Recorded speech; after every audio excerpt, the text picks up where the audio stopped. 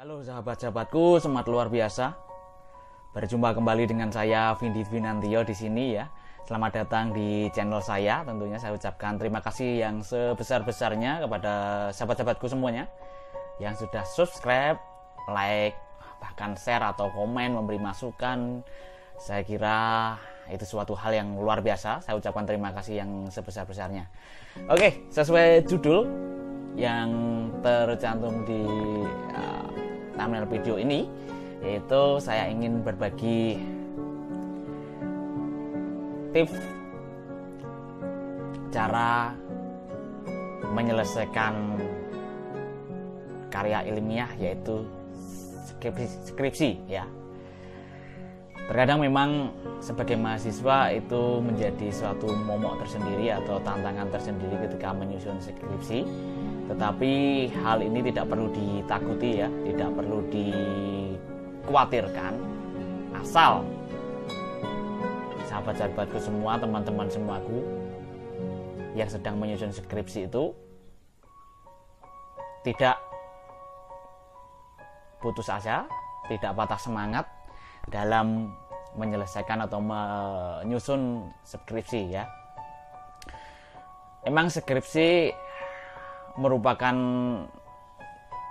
tugas akhir atau merupakan TA atau karya ilmiah apapun ya, itu yang sebutannya tapi umumnya di semua kampus menggunakan istilah itu skripsi sebagai penentuan kelulusan atau karya ilmiah yang dibuat oleh diri sendiri.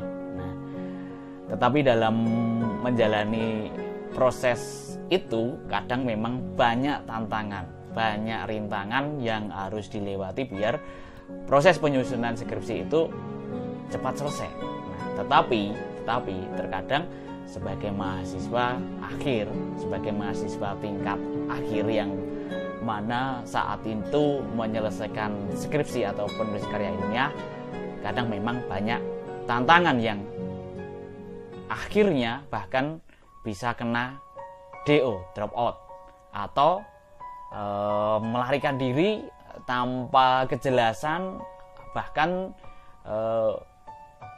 informasi ke kampus pun nggak ada, bahkan kampus sampai mengirimkan sebuah surat. Oke, yang saya ingin bagikan di sini, yang pertama adalah ketika sahabat-sahabatku semua menyusun skripsi, yang jelas susun target. Jadi itu penting ya, target seperti apa. Jadi harus mempunyai agenda harian, bahkan mingguan itu harus ada. Jadi dalam satu minggu ini saya harus menyelesaikan satu paragraf, misalnya seperti itu harus ada. Karena kalau nggak ada, ya nanti pasti tertunda-tunda dan bahkan bisa hilang dari peredaran, maksudnya peredaran kampus ya. Jadi nggak ada kabar lagi gitu. Jadi kalau teman-teman sedang menyusun skripsi, tentukan agenda atau target setiap harinya. Misalnya dalam satu hari saya harus menyusun atau menulis 1 halaman, harus baca buku referensi minimal 1 buku atau minimal 1 jurnal, itu harus real ditulis. Nah, itu secara teknis ya. Lalu yang kedua, kita harus tetap membangun komunikasi dengan teman-teman atau dengan sahabat atau apapun, itu harus terbuka.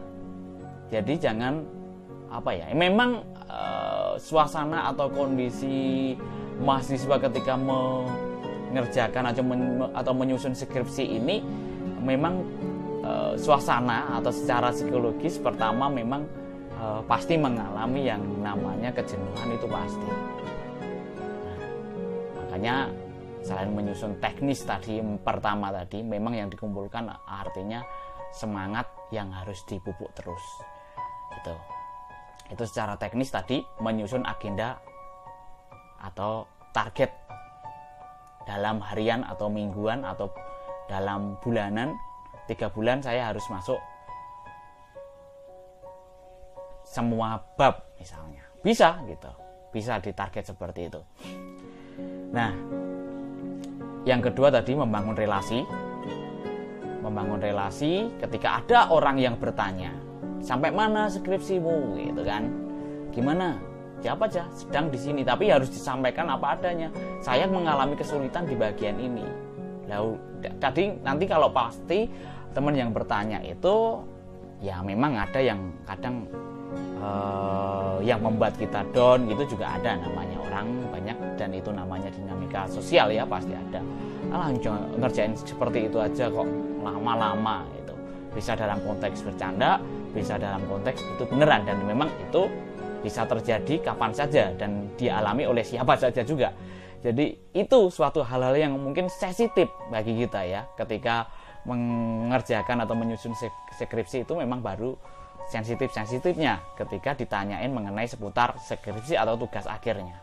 Sampai mana, sudah selesai apa belum, gitu. Itu sensitif, saya memahami itu. Tetapi kalau kita tidak menyadari hal itu bahwa merupakan tanggung jawab yang harus diselesaikan oleh seorang mahasiswa, baik jenjang sarjana maupun pasca sarjana maupun kedokteran, itu merupakan tanggung jawab besar, integritas yang harus dipertanggungjawabkan sebagai mahasiswa, itu kita akan lenyap. Dalam artian lenyap apa? Kita selalu menghindar ketika ditanya itu, satu itu. Kedua, ketika ada temannya mengetahui dia belum selesai dan dia tidak mau terbuka, itu akan semakin terpuruk dan semakin hilang nantinya. Nah, makanya ketika ada orang tanya itu atau mau menanyakan itu, bahkan biasanya memang ada niat baik untuk membantu atau mencarikan solusi. Tapi kalau memang yang terjadi kesannya merendahkan kita atau mengejek, itu ya biarlah aja, nggak apa-apa, kita hadapi. Itulah ujian. Jadi ujian mahasiswa akhir itu bukan hanya ujian secara akademis, tetapi ujian secara psikis juga diadakan secara alam ya, dan ujian secara kekuatan iman memang benar-benar dialami oleh kita. Jadi kita memang menghadapi berbagai ujian ketika menempuh pendidikan di perguruan tinggi itu sebagai mahasiswa.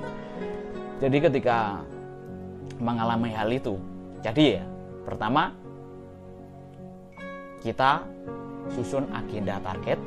Yang kedua, kita tetap membangun komunikasi dengan baik dengan sesama mahasiswa, dosen, pembimbing maupun dosen lain, atau dengan teman terdekat. Itu tetap terbuka dan menceritakan situasi dan kondisinya, apa yang dialami, kesulitannya. Itu nggak masalah, nggak perlu gengsi kita. Semakin kita bergengsi, semakin kita berat untuk menghadapi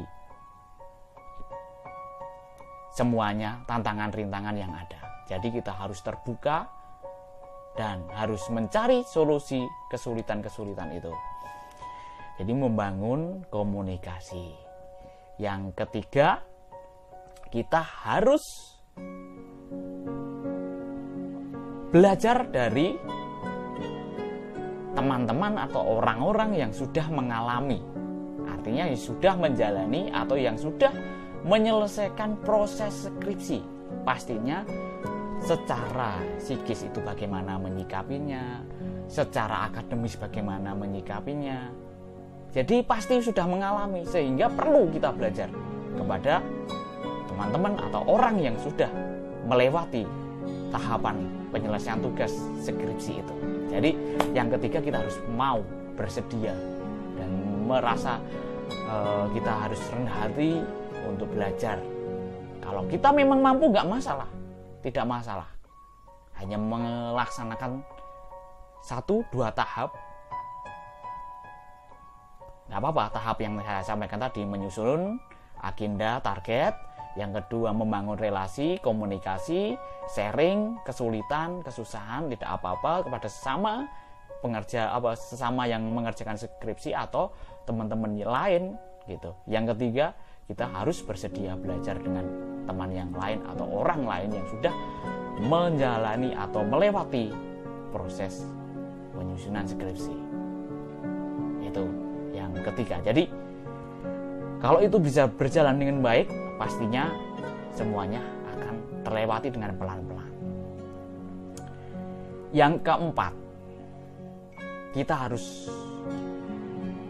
siap mental ketika dosen pembimbing menyampaikan hasil karya kita. Jadi ketika kita bimbingan gitu kan, kita bimbingan terus dosen ngomong apa, menyampaikan masukannya, tetapi itu mungkin sangat pedas, ya nggak apa-apa, kita hadapi. Itu namanya proses. Jadi prosesnya bukan hanya diukur dari secara akademis, tetapi secara psikologi, secara mental. Kita di situ dipertarungkan, kita di situ diuji secara keseluruhan. Jadi ujian kelulusan itu sebenarnya menurut saya bukan hanya ditentukan oleh akademis, tetapi secara mental, secara psikologi, di situ kita diuji. Jadi ketika kita mengalami goncangan, misalnya ketika kita mengajukan hasil tulisan kita ajukan untuk bimbingan, lalu dicoret, ini nggak masuk, nggak apa-apa, tetaplah oke. Perlu cooling down, nggak apa-apa lah, sejenak. Tapi jangan terlalu lama. Biasanya ketika kita mengalami down, ya pendinginan, pengennya pendinginan, tetapi kebablasan, kelewatan, sehingga yang terjadi kita hilang. Akhirnya malas untuk mengembalikan mood, malas untuk mengembalikan semangat untuk mengerjakan skripsi lagi. Jadi ketika mengalami input dari dosen, kita terima bahwa itulah yang terbaik. Artinya yang diinginkan dosen itu yang terbaik.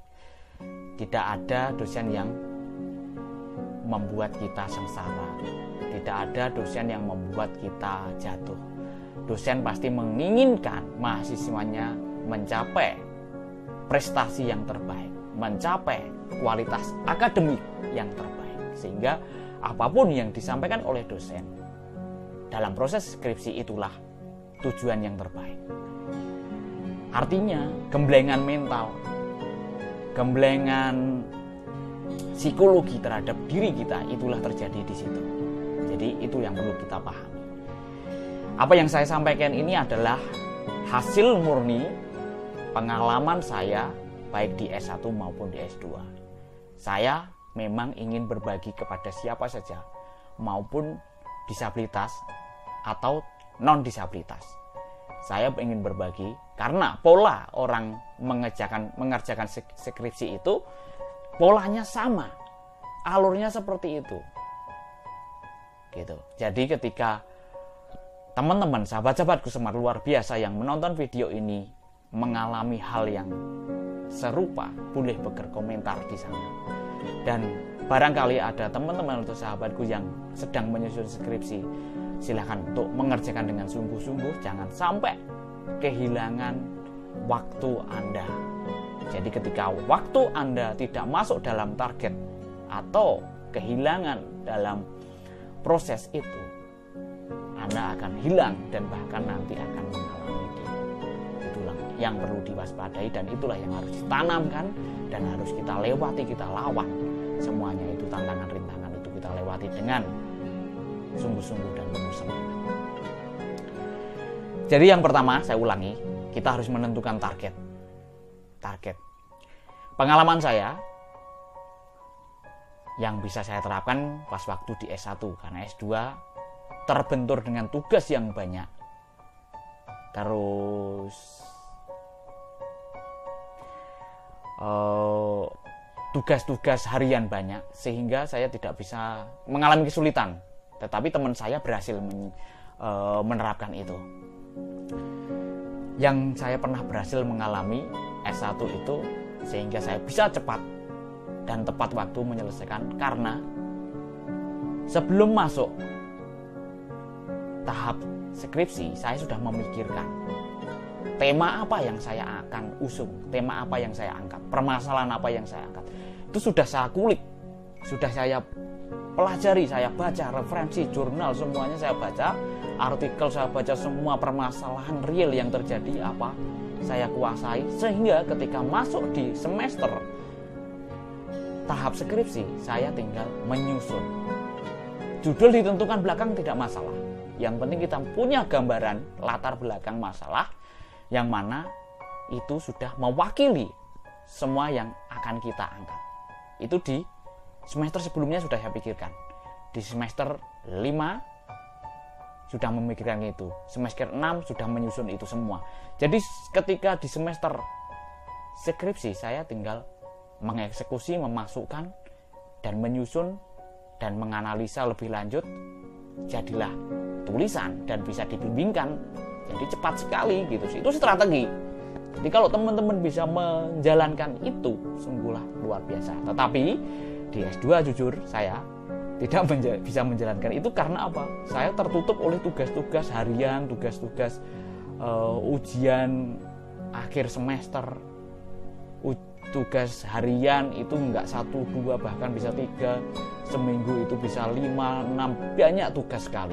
Dan itu tidak tugas hanya tanya jawab, itu bukan, tugasnya harus menyusun makalah, paper, sejenis itu, jurnal, kayak gitu, hal yang biasa di S2.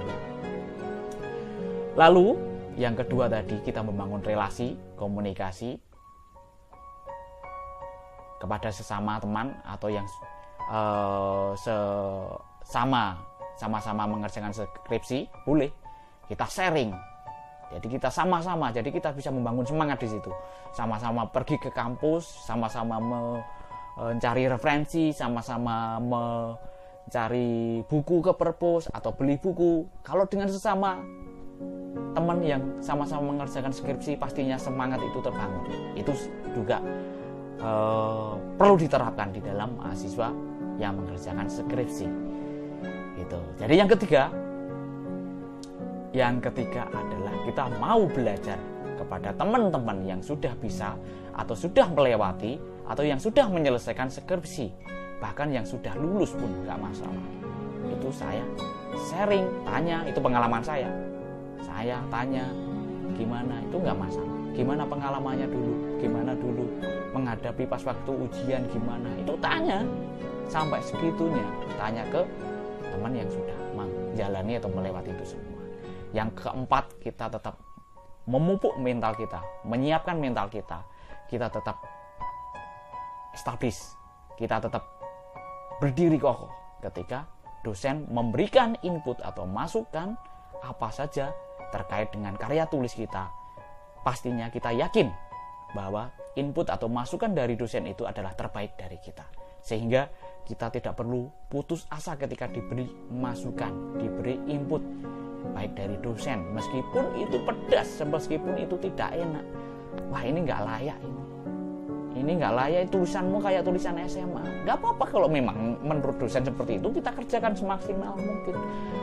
Nanti kalau meskipun mentok, kita ngomong apa adanya. Saya sudah nggak sanggup, bisanya cari buku sampai ini, Bu, Pak, gitu misalnya.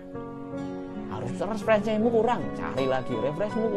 Referensi kurang, cari lagi sampai nanti benar-benar kita sudah sampai titik-titik akhir. Pasti semuanya ada jalan keluarnya. Jadi jangan sampai mundur di tahap skripsi, itu sayang sekali. Karena kita menyelesaikan studi itu mudah, di dalam proses kuliahnya bisa terlewati, tetapi ketika di skripsi ini tantangan yang paling luar biasa yang harus kita lewati, tantangan rintangan yang harus kita hadapi. Itu sebagai mahasiswa jenjang sarjana maupun pasca sarjana maupun doktoral, ya semuanya itu sama polanya seperti itu. Jadi kita harus menghadapi itu dengan sungguh-sungguh. Jadi 4 itu ya simpelnya sebenarnya. Selain ada teknisnya bagaimana, mencari buku seperti apa, membangun relasi seperti apa, itu nanti kita bahas lain kesempatan. Tentunya kali ini 4 hal itu yang pokok, yang inti, yang harus kita jalani, yang harus kita lewati dalam kita menempuh jenjang akademik dalam proses penyusunan karya ilmiah, yaitu skripsi.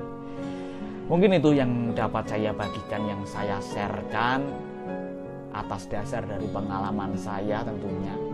Tidak lepas dari pengalaman saya, semuanya ini adalah pengalaman murni saya dan beberapa hasil pengamatan bahwa teman-teman yang tidak bisa melewati dari hal-hal yang tadi saya sampaikan pasti akan lenyap, akan hilang. Makanya jangan sampai sedikit pun berkurang semangat Anda, sedikit pun hilang semangat dalam penyusunan skripsi, sedikit pun down gitu ya, sedikit pun putus asa.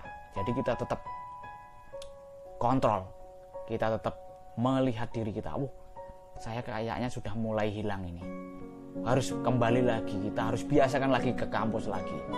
Jangan sampai berlarut-larut 2 semester nggak lihat, datang hanya registrasi itu 5 bulan itu hilang, 1 semester hilang, 2 semester hilang selamanya.